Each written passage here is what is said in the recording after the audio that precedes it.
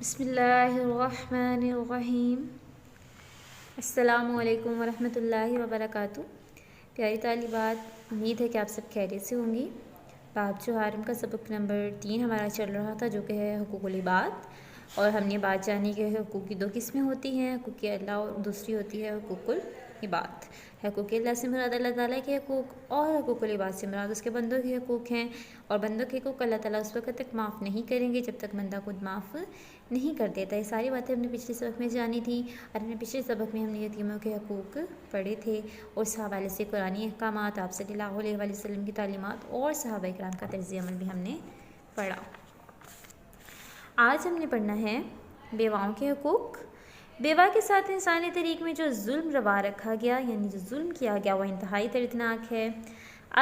अरब में ये जानवरों की तरह ख़ावंद के वारिसों की ग़ुलामी में चली जाती थी, यानी शोहर के जो घर वाले होते थे उसकी ग़ुलामी में चली जाती थी। यहूदियों में ये मरहूम शोहर यानी मरे हुए शोहर के भाई की मलकियत करार पाती थी, यानी भाई जो शोहर का जो भाई होता था वो इसका मालिक बन जाता, वो फिर जैसा चाहता वही इख्तियार करता। हिंदू मज़हब ने तो इससे ज़िंदा रहने का हक़ भी छीनने की कोशिश की, या तो वो शोहर की चिता के साथ जल मरे, चिता यानी उसकी लाश के साथ ही उसको जला देते थे, और सती हो जाए, यानी उनके नज़दीकी अक़ीदा था, सती कहते हैं पाक हो जाए। उनके नज़दीकी अक़ीदा था कि शोहर के साथ ही अगर इसको जला दिया जाएगा तो ये इसके जो है वो गुनाहों से भैया पाक हो जाएगी।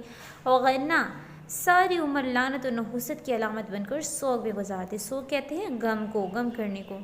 तो पहले मज़ाहिब में औरतों बेवाओं के साथ कैसे सलूक रवा रखा गया वो हमने पढ़ा। इस्लाम ने बेवाओं के हकूक़ मुतय्यन किए, इनमें से चंद एक दर्जा झेल हैं। ख़ावंद की विरासत में से इसे बाकायदा एक मुकर्ररा हिस्से का हकदार करार दिया, और अगर मेहर अभी तक अदा ना हुआ हो तो ख़ावंद के माल में से इसकी अलहदा अदायगी लाजिम करार दी गई। मेहर कहते हैं जो शादी के वक़्त लड़की को दिया जाता है, वो लड़की का हक़ होता है, वो उसका शोहर अदा करता है। उस वक़्त किसी वजह से उसने अदा नहीं किया तो वो भी जो है वो शोहर के माल में से उस औरत को दिया जाएगा। इसके अलावा शोहर का जो माल है, जो शोहर माल छोड़ के मर गया है, तो उसमें से भी जो है वो एक हिस्सा औरत के लिए इस्लाम ने मुकर्रर किया। ख़ावंद की वफ़ात का दायमी सोग ख़त्म करके 4 माह 10 दिन की मुद्दत मुकर्रर की। दायमी हमेशा का सोग, हमेशा का गम ख़त्म कर दिया, 4 माह 10 दिन किया। और ये इस वजह से ये जो सोग है, जो गम, इस वजह से रखा कि निकाह की हुर्मत की वजह से, निकाह एक पाकीज़ा अमल है, और जो यहाँ पे निकाह का रिश्ता ख़त्म हो गया है उसको याद करने के लिए कि औरत उसको याद रखे और इसकी अहमियत को ज़ाहिर करने के लिए अल्लाह ताला ने इस सोग को 4 माह 10 दिन मुकर्रर किया। बेवा को अपनी दूसरी शादी की पूरी आज़ादी दे दी गई और किसी को इस पर अपनी मर्ज़ी मुसल्लत करने की इजाज़त नहीं दी गई। मुसल्लत अपनी मर्ज़ी डालने की, अपनी मर्ज़ी का मामला उससे करवाने से मना किया गया, इसकी इजाज़त नहीं दी गई, बल्कि वो अपनी मर्ज़ी की मालिक है, कोई उस पर अपनी मर्ज़ी मुसल्लत नहीं कर सकता। बेवा और मस्कीन के लिए दौड़ धूप करने वाले को मुजाहिद फी सबीलिल्लाह, दौड़ धूप कोशिश करने वाले को मुजाहिद कहते हैं। मुजाहिद फी सबीलिल्लाह उसको कहते हैं जो अल्लाह के रास्ते में जहाद करने के लिए निकला हो। मुजाहिद फी सबीलिल्लाह दिन भर रोज़ा रखने और रात भर इबादत करने वाले के बराबर करार दिया। मज़दूरों के हकूक़, मज़दूर वो अफराद होते हैं कि जो माशरे में जो है वो जिनको कहीं ना कहीं जो है वो ज़ाहरी तौर पर बीमारी होती है, यानी कि या तो उनको पैदाइशी तौर पर कोई ना कोई मर्ज़ होता है, या फिर जो है वो उनको उम्र के किसी हिस्से में कोई ऐसी बीमारी हो जाती है कि वो मज़दूर के करार दिए जाते हैं। तो ऐसे अफराद को माशरे में जो है वो हक़ारत की नज़र से देखा जाता है। इसलिए इस्लाम इस हवाले से जो है वो तालीमात हमें फ़राहम करता है। अल्लाह ताला ने कुरान करीम में मजदूरी की बिना पर लोगों के हक़ारत अमीज़ अलक़ाबात रखने से मना फरमाया। हक़ारत अमीज़ अलक़ाबात यानी कि जिससे उनकी इज़्ज़त नफ्स मजरूह हो, उनको कमतर समझा जाए, ऐसे अल्फाज से, ऐसे अलक़ाब से उनको पुकारने से मना किया। रसूलुल्लाह सल्लल्लाहु अलैहि वसल्लम ने फरमाया, जो शख्स अपने मुसलमान भाई की कोई एक मुसीबत दूर करेगा तो अल्लाह ताला क़यामत की मुसीबतों में से इसकी कोई मुसीबत दूर फरमाएगा। जहाँ पे हदीस मुबारक आती हैं, हमने इसको अच्छे तरीके से ज़हन नशीन कर लेना है, निशानदेही उनकी कर लेनी है। रसूलुल्लाह सल्लल्लाहु अलैहि वसल्लम ने फरमाया कि भूले भटके को, यानी इसको राह नहीं भूलूँ, या किसी नबीना को रास्ता बताना भी सदका है।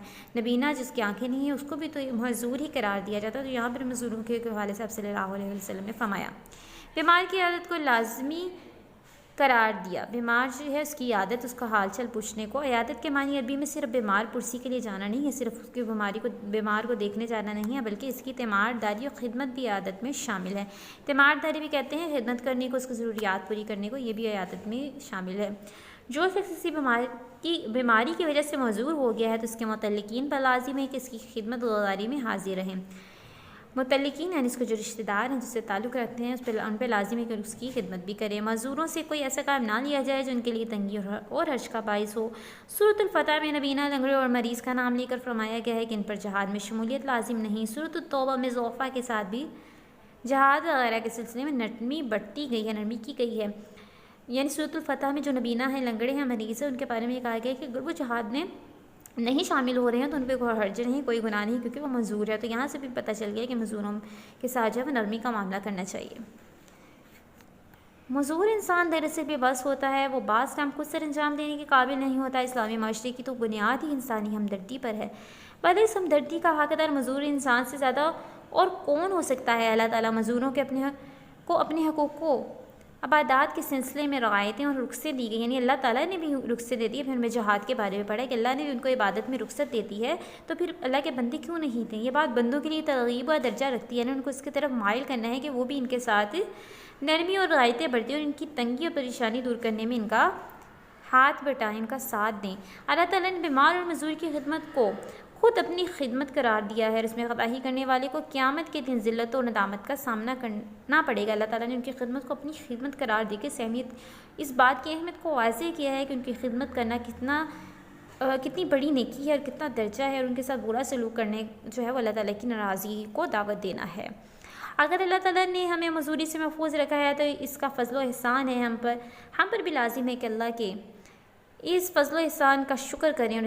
और इस इज़हार तशक्कुर की एक सूरत ये है, यानी इसका शुक्र का इज़हार हम किस तरीके से करें, इसकी एक सूरत ये है कि हम मज़दूर भाइयों की इमदाद और ख़िदमत करें। इमदाद उनकी मदद करना माली तौर पर या किसी भी तौर पर हो, लेकिन इन पर एहसान न करें, यानी एहसान न जताएँ उन पर, और ना ही इनकी मजदूरी का एहसास होने दें, बल्कि इनकी इस तरह खिदमत और तरबियत करें कि वो अपने काम खुद अपने हाथों से करने के काबिल हो। मज़दूर की खुददारी और इज़्ज़त नफ्स को मजरू ना करें, बल्कि इसके सामने इसकी मजदूरी का जिक्र भी ना करें। खुददारी भी कहते हैं, सेल्फ़ रिस्पेक्ट को ही कहते हैं। इज़्ज़त नफ्स यानी उसकी सेल्फ़ रिस्पेक्ट, खुददारी और इज़्ज़त नफ्स दोनों एक ही मायने में आते हैं। तो उनकी इज़्ज़त नफ्स, उनकी सेल्फ़ रिस्पेक्ट में कोई कमी ना आए, ऐसे उसके सामने बात ना की जाए जिससे उसको ज़ाहिर हो, उसको ये महसूस हो कि मेरे में कोई कमी है। तो ऐसी कोई बात जो है वो उनके सामने ना की जाए। मुश्किल सवालात की तरफ चलते हैं। तालिबान मुश्किल सवाल नंबर 4 है हमारा, इस्लाम से पहले बेवाओं के साथ कैसा सलूक रवा रखा जाता था। बेवाओं के हकूक़ में आ जाइए। बेवा के साथ इंसानी तरीक़ में यहाँ से लेकर सोल में गुजार दी, यहाँ तक इसका जवाब लगा लीजिए। सवाल नंबर 4। सवाल नंबर 5 देखिए, इस्लाम ने बेवाओं के हकूक़ के सिलसिले में क्या हिदायत दी, यहाँ से इसका जवाब लगाइए। इस्लाम ने बेवाओं के हकूक़ मुतय्यन किए, यहाँ से लेकर अगले सफ़े तक वाले के बराबर करार दिया, यहाँ तक इसका जवाब लगा लीजिए। सवाल नंबर 6 देखिए, मज़दूरों के हकूक़ बयान करें, इनके मुतालिक हमारा रवैया कैसा होना चाहिए। मज़दूरों के हकूक़ में आ जाइए। अल्लाह ताला ने कुरान करीम में मज़दूरी की बिना पर यहाँ से लेकर अगले सफ़े तक सामने इसकी मज़दूरी का जिक्र भी ना करें, यहाँ तक सवाल नंबर 6 का जवाब लगा लीजिए। तालिबात सवाल नंबर 4, 5 और सवाल नंबर 6 हमारे आज के सबक में शामिल हैं। उम्मीद है कि आपको समझ आ गई होगी। आपने इसको अच्छे तरीके से ज़हन नशीन कर लेना है और अहादीस पर ख़ुसूसन तवज्जो देनी है और आयात मुबारक को भी अच्छे तरीके से याद करना है। अल्लाह हाफ़िज़।